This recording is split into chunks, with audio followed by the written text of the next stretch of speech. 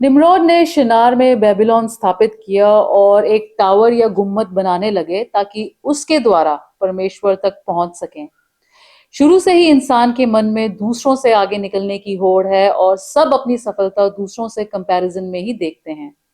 लेकिन क्या सफल होना केवल धन दौलत से ही देखा जा सकता है या इसके आगे कुछ और भी तरीके हैं? सही अर्थ में धनी कौन है, आज हम इसी टॉपिक पे बात करेंगे। पहले सुनते हैं परमेश्वर का वचन। परमेश्वर का वचन हमने संत लूका की इंजील उसका 12 अध्याय की 16 आयत से लिया है। यहाँ इस प्रकार लिखा है, उसने उनसे एक दृष्टांत कहा। किसी धनवान की भूमि में बड़ी उपज हुई। तब वह अपने मन में विचार करने लगा, मैं क्या करूं, क्योंकि मेरे यहाँ जगह नहीं जहाँ अपनी उपज इत्यादि रखूं। और उसने कहा, मैं ये करूंगा, मैं अपनी बखारियां तोड़कर उनसे बड़ी बनाऊंगा और वहां अपना सब अन्न और संपत्ति रखूंगा। और अपने प्राण से कहूंगा कि प्राण, तेरे पास बहुत वर्षों के लिए बहुत संपत्ति रखी है, चैन कर खा पी सुख से रह। परंतु परमेश्वर ने उससे कहा, हे मूर्ख, इसी रात तेरा प्राण तुझसे ले लिया जाएगा। तब जो कुछ तूने इकट्ठा किया है वह किसका होगा? ऐसा ही वह मनुष्य भी है जो अपने लिए धन बटोरता है, परंतु परमेश्वर की दृष्टि में धनी नहीं। परमेश्वर के वचन को पढ़े और सुने जाने से आशीष हो। आमीन। अदन बाग में परमेश्वर ने सोना और बहुमूल्य पत्थर भी बहुत तायत में रखे। फिर किसी का भी धन की इच्छा करना, इसमें क्या गलत है? धन की इच्छा करना गलत नहीं है, हालांकि उनको जो एक्वायर करने का तरीका वो गलत हो सकता है।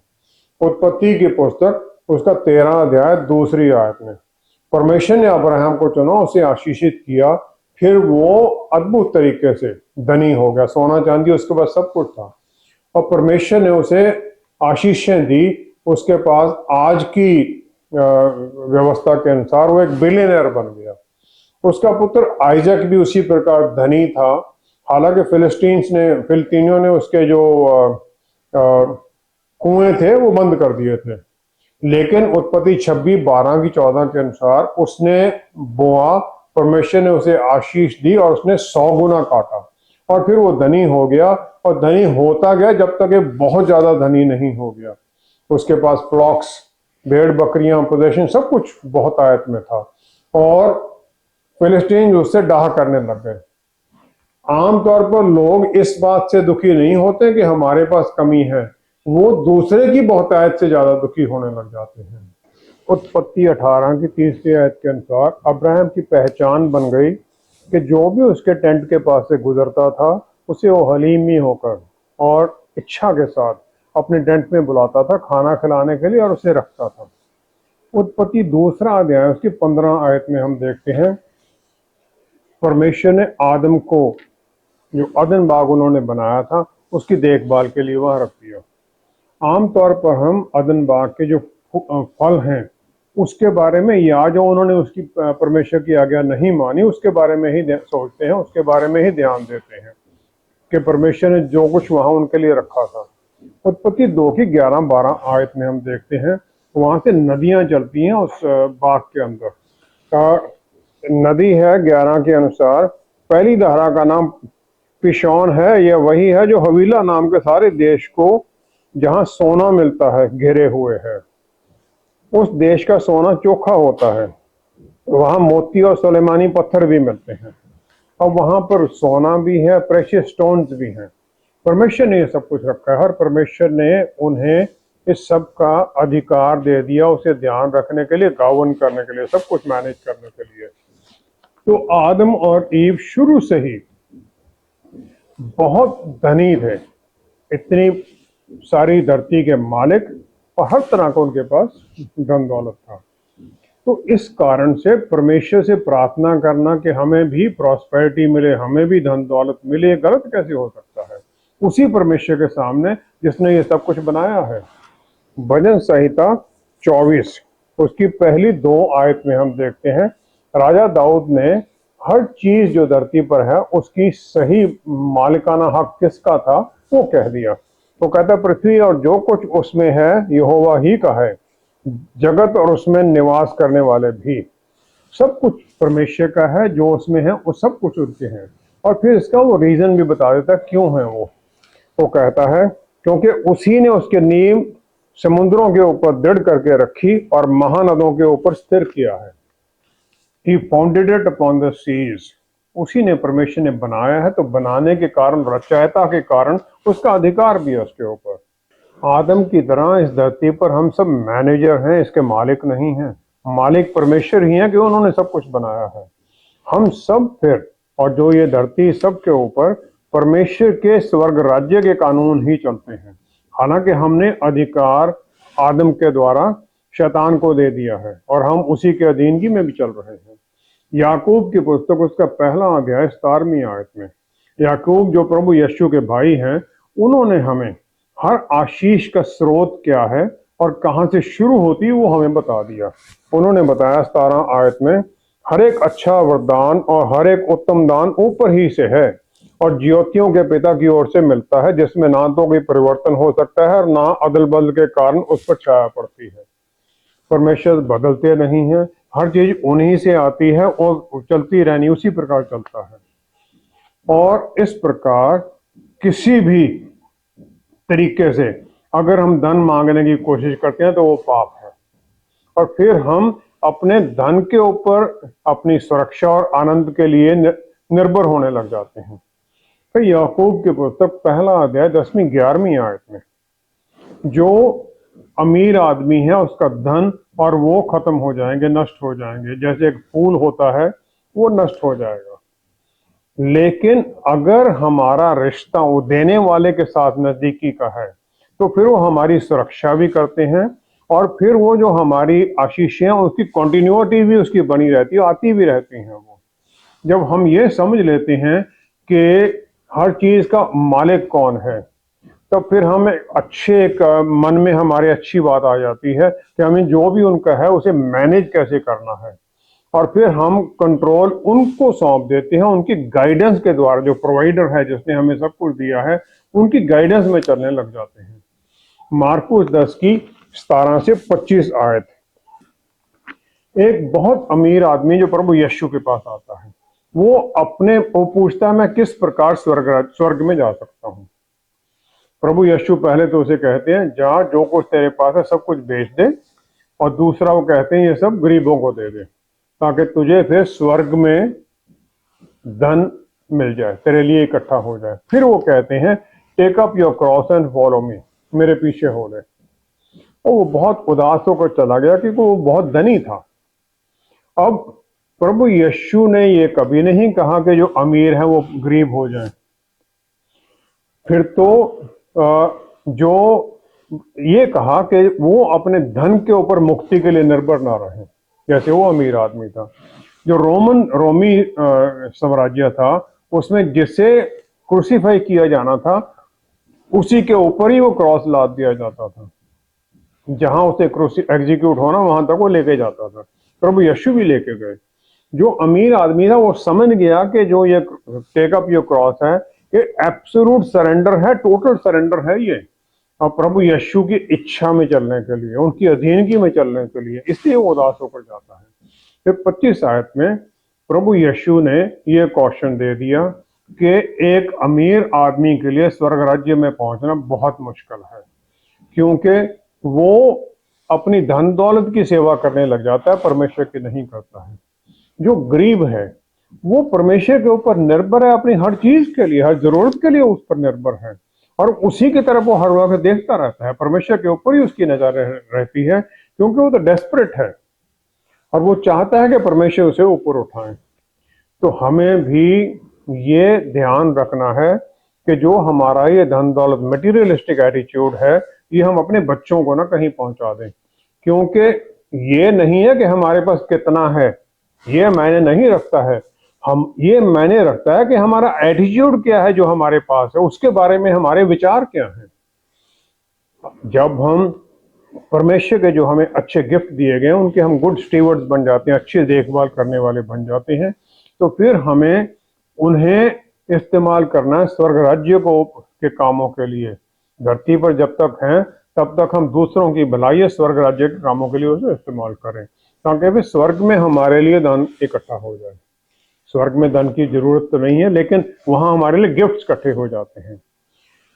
धनी होना हमारा डेस्टिनेशन नहीं होना चाहिए, लेकिन वो ये है कि हम आनंद मनाएं उस धन देने वाले में, उसी की महिमा करें, हमारे कामों के द्वारा उसकी महिमा हो। फिर धन नहीं है जो हमारे लिए इम्पोर्टेंट हो जाता है, लेकिन ये इम्पोर्टेंट हो जाता है कि हम प्रभु यीशु में क्या हैं, उसके बच्चे, उनके साथ एक हैं। और फिर ये जो विचार है उनके साथ एकता का, उनके बच्चे होने का, हम इसमें आनंद प्राप्त करने लग जाते हैं और यही हमारे इस आनंद का स्रोत बन जाता है। जो गिफ्ट हमें दिए गए हैं, हम उनका सही तरीके से परमेश्वर के काम के लिए दशमांश और दूसरी तरह से करना तो चाहते हैं, लेकिन दिन प्रतिदिन के खर्चे से हम घिरे हुए हैं। इस पर हम किस प्रकार से जय पा सकते हैं? मत्ती 25 की 14 से 30 आयत तक प्रभु यीशु ने स्वर्ग राज्य के काम के बारे में बता दिया, एक अमीर आदमी के दृष्टांत के द्वारा, जिसे दूर देश में जाना था। जिस प्रकार परमेश्वर ने हमें धरती की सब चीजें हमारे अधिकार में देकर वो स्वर्ग में है। जो अमीर आदमी था उसने अपनी चीजें अपने दासों के हाथ में दे दी। एक को उसने 5 तोड़े दिए, दूसरे को 2, एक को 1, और हर एक को उसकी सामर्थ्य के अनुसार दिया। हमें भी इसी प्रकार परमेश्वर ने तरह तरह की आशीषें दी हैं, जैसे हमारा परिवार है, पत्नी है, बच्चे हैं, एक नाम हमने पाया है और एक जगह हमने पाई है। और फिर उस अमीर आदमी के दासों की तरह हमें भी इन सब चीजों के द्वारा ट्रेडिंग करनी है, ताकि हम परमेश्वर के उस ट्रेजर को भर सकें, क्योंकि एक दिन वो उस अमीर आदमी की तरह वापस हमसे हिसाब मांगेंगे और हिसाब हमें देना ही पड़ेगा।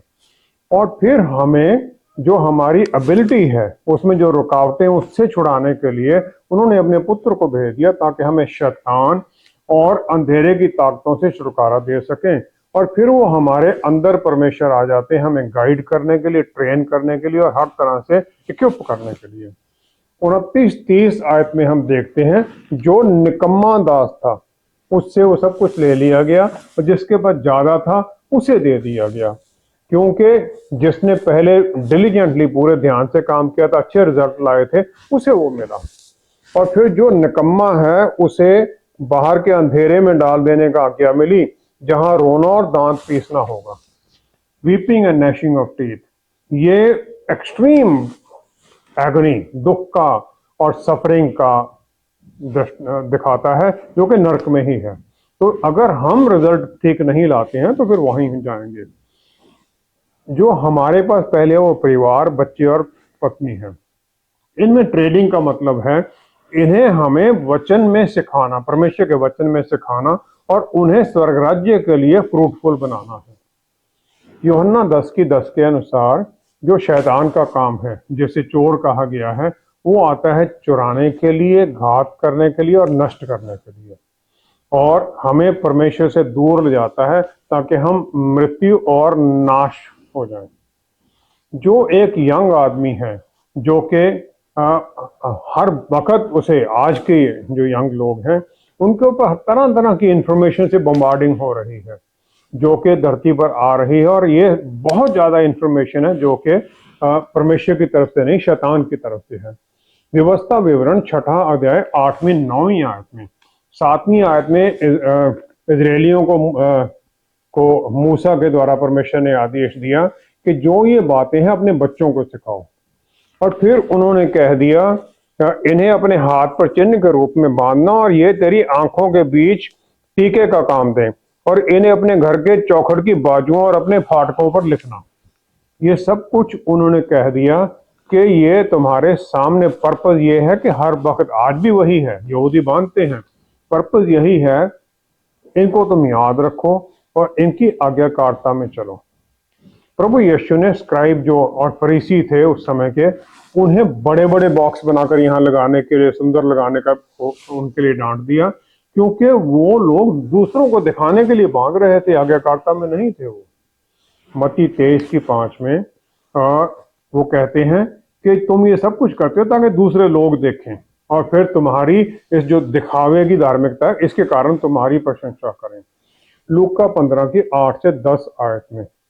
और प्रभु यीशु ने एक घर की फंक्शनिंग के बारे में, जो हमारा अभी का घर है, उसके बारे में उन्होंने दृष्टांत से बता दिया। वो दृष्टांत है एक औरत का जिसके पास 10 सिक्के थे, 10 में से उसका एक सिक्का गुम हो जाता है। एक सिक्का गुम होने के बाद में उस औरत ने 3 काम किए। पहले इंपॉर्टेंस उस सिक्के की क्या थी? यहूदी कस्टम के अनुसार उस समय की जो लड़कियां थी अपने पैसे इकट्ठे करती थी ताकि शादी के समय पर उनके पास 10 चांदी के सिक्के हों, जिन्हें एक स्ट्रिंग में, एक धागे में डाल दिया जाता था, या नेकलेस बना के पहनती थी, या सिर पर यहाँ बांध लिया जाता था। एक सिक्का गुम होना, उसका एक 10वां हिस्सा उसका गुम हो जाता था। और फिर वो क्योंकि घर में ही गुम होगा, बाहर तो कहीं गया नहीं, तो फिर वो देखती है कि 3 काम करती है। पहला ये है कि लैंप, दिया जलाती है ताकि घर के अंदर जो अंधेरा है वो खत्म हो जाए और फिर वो क्लियरली देख सके जो प्रेशियस कॉइन है, दूसरी चीजें जो उसके समान दिखती हैं, उनसे अलग कर सके। दूसरा, फिर वो पूरे घर को साफ सफाई करती है, जो अनवांटेड नहीं है उसे बाहर निकाल देती है, और जो मिट्टी, डस्ट इकट्ठी होगी उसे निकाल देती है। तीसरा, फिर वो ध्यान से खोजती है, और कोई रूटीन नहीं है तब तक ढूंढती रहती जब तक उसे मिल नहीं जाता है। भजन संहिता 127, भजन संहिता 127 की 3री आयत में हम देखते हैं, हाँ, भजनकार कहता है, देखो बच्चे यहोवा के दिए हुए भाग हैं, गर्भ का फल उसकी ओर से प्रतिफल है। जो बच्चे हैं, हेरिटेज हैं परमेश्वर की तरफ से। हम चाहते हैं हमें अद्भुत तरह की परमेश्वर से आशीषें मिलें, लेकिन जो हमें मिल गया है उसकी हम वैल्यू नहीं करते हैं। उत्पत्ति 33 की 5 आयत में जब याकूब वापस आता है लबान के पास से, तो एसाऊ उससे पूछता है, अलग हैं वो, काफी सालों से अलग हैं। एसाऊ उससे मिलने आता, उससे पूछता, ये तेरे साथ कौन है? ये याकूब कहता है, ये बच्चे हैं जिसे परमेश्वर ने अपने अनुग्रह के द्वारा मुझे दिया है। वो परमेश्वर के अनुग्रह मानता है उसे, क्योंकि ये उस परमेश्वर की ग्रेस ही है। आज के युग में पति पत्नी दोनों प्रोफेशनल हैं, काम करते हैं, काफी धन कमाते हैं, इसलिए कि घर चले, और दूसरा बच्चों के लिए बेस्ट प्रोवाइड करें। वो उन्हें सबसे बेस्ट एजुकेशन देना चाहते हैं, लेकिन बहुत समय ऐसे भी हो जाता है कि उन इंस्टीट्यूशंस को, उनकी ब्रिंगिंग अप के, उनकी शिक्षा के लिए पूरी तरह उन्हीं पर निर्भर कर देते हैं, क्योंकि उनके पास बच्चों के लिए समय नहीं होता है। मैं एक दोस्त को जानता हूं जो हम सीनियर आर्मी ऑफिसर थे। उनका लड़का जब स्कूल में पढ़ता था तो कुछ दूसरे लोगों के साथ मिलकर सिर्फ शौक के लिए एक घर से उन्होंने चोरी कर ली। उसे कोई जरूरत नहीं थी। जब ये दोनों ने सुना तो उन्होंने लड़के को स्कूल से उससे निकाल लिया, 1 साल तक घर में रखा, उसे सिखाया सब कुछ, फिर उसे दूसरे स्कूल में डाल दिया। आज वो लड़का बहुत सक्सेसफुल बिजनेसमैन है और परमेश्वर का भय मानता है। जो उस दृष्टांत की औरत ने किया, उन्होंने 3 चीजें की। पहले तो उन्होंने लैंप जलाया प्रभु यीशु की धार्मिक एजुकेशन का, क्योंकि प्रभु यीशु इस दुनिया की ज्योति हैं, ताकि उनके द्वारा फिर जो उसके अंदर जो अंधेरा आ गया था उसे अलग किया जा सके। फिर उन्होंने बुहार दिया, साफ कर दिया उसके अंदर जो बुराई के जो तत्व, जो गंदगी आ गई थी, मिट्टी आ गई थी, सब उसके मन से, उसके हार्ट से निकालकर उसके अंदर वो अच्छाई भरी। और फिर उन्होंने आनंद मनाया जब उस बच्चे को उन्होंने पूरी तरह बदला हुआ देखा। जो गुम हो गया था सिक्का, उन्होंने वापस पा लिया। क्या हम पेरेंट होते हुए अपने बच्चों को इस प्रकार अटेंशन देते हैं? जो उन्होंने हमें इतना धन, ये ट्रेशर दिया है, क्या हम उसकी देखभाल करते हैं? क्या हम अपने आप को उनमें इन्वेस्ट करते हैं, उनके विचारों में, माइंड, हार्ट एंड सोल के अंदर, ताकि उनके अंदर प्रभु यीशु में विश्वास का दिया जलता रहे? हमें परमेश्वर के लिए फल लाना है, और उन्होंने हमारे अंदर अपने आप को इन्वेस्ट किया है, हमारे पाप की प्रवृत्ति से हमें निकाला है, अपने लहू के द्वारा उन्होंने हमें शुद्ध किया है। सबोपदेशक 5वां अध्याय उसकी 10वीं 11वीं आयत में, सबोपदेशक 5वां अध्याय, यहाँ लिखा है, जो रुपए से प्रीति रखता है वह रुपए से तृप्त ना होगा, और ना जो बहुत धन से प्रीति रखता है लाभ से। नहीं होगा। वो धन से कोई भी तृप्त नहीं हो सकता है। धन हमारे अंदर एक खाली स्थान पैदा कर देता है जिसे कभी भरा नहीं जा सकता है। जितना मर्जी हम पाते जाएं उसको भरने की कोशिश करते रहे, इच्छा बनती रहती है।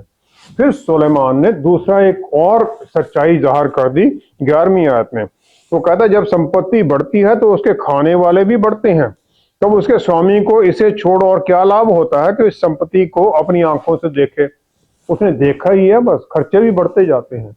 जितना हम कमाते हैं उतनी ही जरूरतें बढ़ती जाती हैं कि हम जो एक बॉटमलेस पिट बन जाता है फिर, जिसका कोई किनारा नहीं है। कमाते जाओ खर्चते जाओ, जितना कमाएंगे उतना ही कम हो जाता है।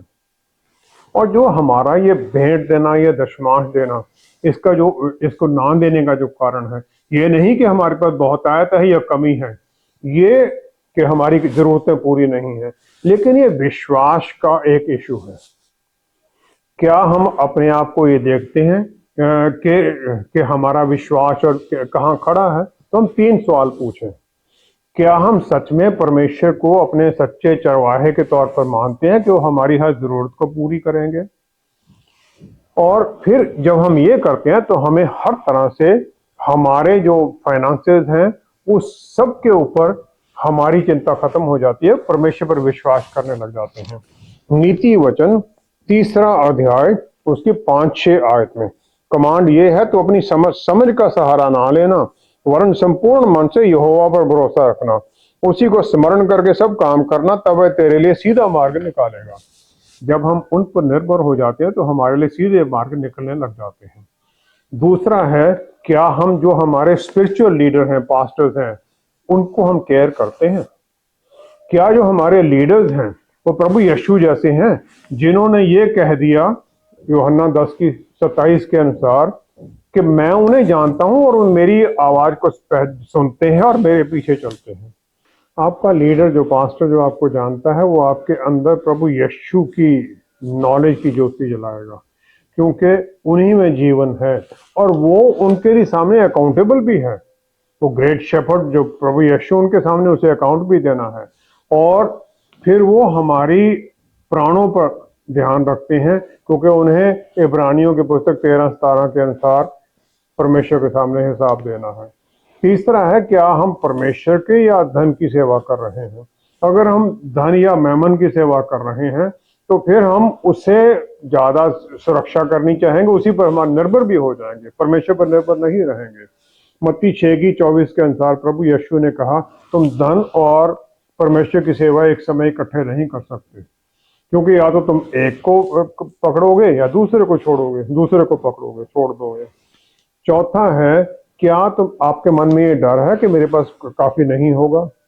दाऊद यिशै का सबसे छोटा पुत्र था और उसे शमूएल के सामने आने के लिए, नबी के सामने बुलाने के लिए वर्दी भी नहीं समझा गया, वो भेड़ों के साथ था।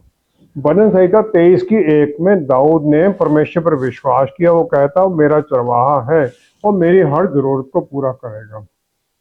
फिर वो राजा बन जाता है। पहला इतिहास 29 की 3-4 आयत में। फिर वो अपने धन में से दान करता है परमेश्वर के भवन के लिए। दान कितना करता है? 110 टन सोना, जो ओफीर का सोना है, जो बेस्ट सोना था उस समय का, और 260 टन चांदी दान करता है उस भवन के लिए जिसे उसने कभी देखना नहीं था। जब हम ये समझ जाते हैं कि सब कुछ परमेश्वर का है और उसके लिए है, तो हमारे लिए फिर उनके ऊपर निर्भर होना भी आसान हो जाता है। और एक ही चीज है जो परमेश्वर नहीं कर सकते हैं, और वो ये है कि हम उन्हें अपनी स्वेच्छा से प्यार करें। वो नहीं कर सकते, क्योंकि इच्छा हमने लगानी है। हमारी टाइट देना है या भेंट देना है, ये परमेश्वर पर पूरी तरह निर्भर होने के बारे में है। परमेश्वर हमारे मनों को जानते हैं और हम उन्हें अपने गिफ्ट्स के द्वारा मैनिपुलेट नहीं कर सकते हैं। परमेश्वर इसलिए नहीं चाहते कि हम उन्हें गिफ्ट दें कि उनकी जरूरत है, वो हमें मौका देते हैं हम उनकी सेवा कर सकें। कायन परमेश्वर के सामने गिफ्ट लेके आता, उसे रिजेक्ट कर दिया जाता है क्योंकि उसका मन उसमें नहीं है, परमेश्वर के प्यार के लिए नहीं करता है। जो हमारा चैलेंज है हमारे सामने ये है कि हम पवित्र आत्मा परमेश्वर द्वारा अपने जो अंदर मोटिव्स हैं, किस मंशा से हम दे रहे हैं, वो या किस मंशा से हम रोक रहे हैं, वो जांचने में सहायता मांगे और फिर उन पर जय पाने में सहायता मांगे।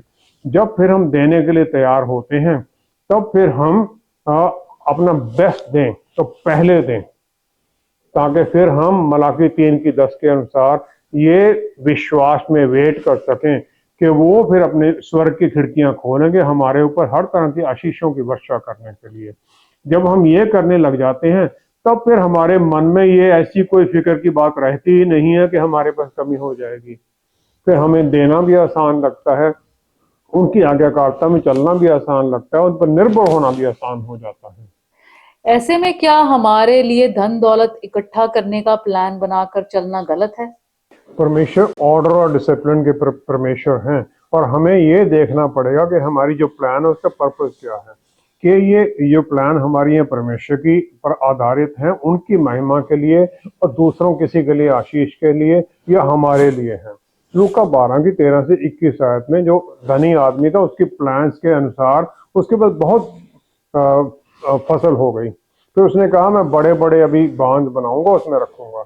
उसकी प्लान का मकसद क्या था?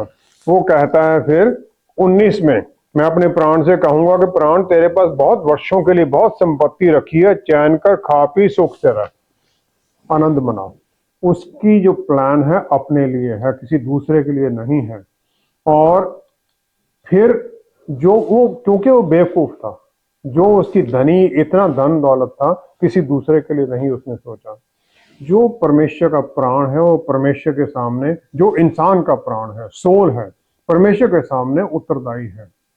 और कि हमारी जो प्लान है अनसक्सेसफुल क्यों हो जाती है? हम डिटेल प्लानिंग भी करते हैं, फिर भी हम फेल हो जाते हैं।